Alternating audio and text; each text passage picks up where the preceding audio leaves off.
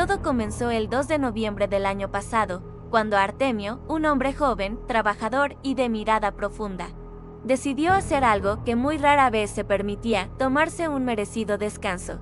Ese día, el Día de Muertos, sintió un llamado muy especial, el llamado de sus raíces, de sus fieles difuntos, y emprendió un viaje a su tierra natal, Necaxa, en el estado de Puebla. Pero no iría solo, lo acompañaba Guadalupe, su hija adolescente, una chica curiosa y sensible que por primera vez iba a conocer el pueblo, que vio nacer a su padre y a toda la familia que aún lo esperaba con los brazos abiertos. El trayecto en carretera fue breve, pero se llenó de historias que parecían suspendidas en el tiempo. Artemio, que normalmente era un hombre de pocas palabras, sobre todo cuando se trataba de su pasado, comenzó a relatarle a Guadalupe cómo desde niño tuvo que trabajar para sacar adelante a su madre y a sus hermanos. Cada palabra que salía de su boca tejía un puente invisible entre dos generaciones, y Guadalupe, completamente emocionada, escuchaba como si estuviera descubriendo un universo oculto en la voz de su padre. Al llegar finalmente a Necaxa, Artemio le propuso algo especial. Con una sonrisa nostálgica, le preguntó: ¿quieres conocer uno de mis paisajes favoritos de cuando era niño? Guadalupe sonrió de vuelta, con los ojos brillando de curiosidad. Sí, papá. Llévame. Se adentraron en la imponente sierra de Necaxa, un lugar donde los árboles parecían tocar el cielo y la vegetación vibraba con una vida casi palpable.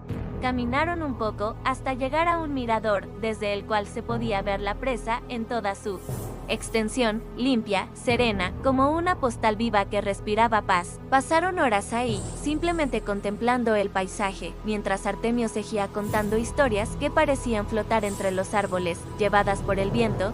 Pero el día, que hasta entonces había sido perfecto, todavía les guardaba un giro completamente inesperado. Camino al panteón para visitar a sus difuntos, Artemio notó un brillo extraño que salía de entre la maleza a un costado del sendero. La curiosidad le ganó.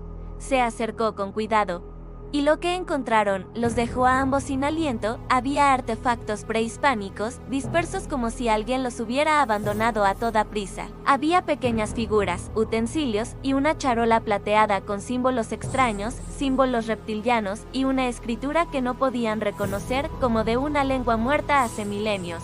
Guadalupe, totalmente fascinada, le preguntó a su padre en un susurro: ¿puedo llevar algo? Artemio, todavía absorto en el descubrimiento, simplemente asintió. Ella, con mucho cuidado, tomó una especie de cantimplora de barro grabada con reptiles bípedos que parecían adorar al sol, y también una sonaja que, al agitarla, emitía un sonido extrañamente inquietante.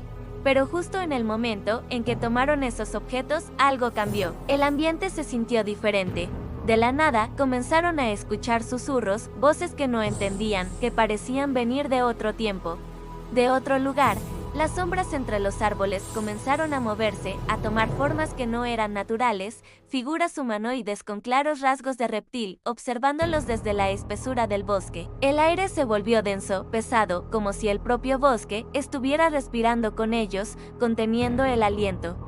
En ese instante, Artemio comprendió que esos objetos no estaban ahí por casualidad, que habían cometido un terrible error. «Déjalo todo», le gritó a su hija con una urgencia que nunca antes le había escuchado. Guadalupe, asustada, soltó la sonaja de golpe.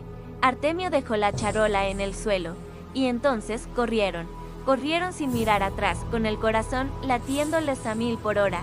Sintiendo esas presencias a sus espaldas, la noche cayó, y una vez en casa de sus familiares, pensaron que el peligro había pasado. Pero no era así. La pesadilla apenas comenzaba. Mientras dormía, Artemio sintió una presencia en la habitación. Su cuerpo no respondía, estaba completamente paralizado. Al abrir los ojos con un esfuerzo sobrehumano, vio a 2 seres reptilianos, de piel verde y escamosa, altos y musculosos, observándolo en silencio a los pies de su cama. No sabía si estaba soñando o si, de alguna manera, el velo entre nuestro mundo y otro se había rasgado en aquel bosque. Entonces, sintió una voz en su mente. No hablaban. Se comunicaban con él por telepatía. Le dijeron: esto no es un sueño. Nosotros somos tan reales como tú. Somos la raza nativa de este mundo. El miedo que sintió Artemio fue tan absoluto tan paralizante que se desmayó. Al día siguiente, se despertó desconcertado, sin saber qué había sido real y qué no. Desde aquel día, Artemio no volvió a hablar de lo que vio, selló esa experiencia en lo más profundo de su ser. Pero Guadalupe, su hija, a veces, cuando escucha el viento soplar entre los árboles, jura que todavía puede oír los susurros de Necaxa. ¿Alguna vez has tenido una experiencia parecida? ¿Has vivido algo que no puedes explicar? Compártenos tu historia en los comentarios. Nos encantaría leerte. Gracias por acompañarnos en este relato y no olvides suscribirte para más historias como esta.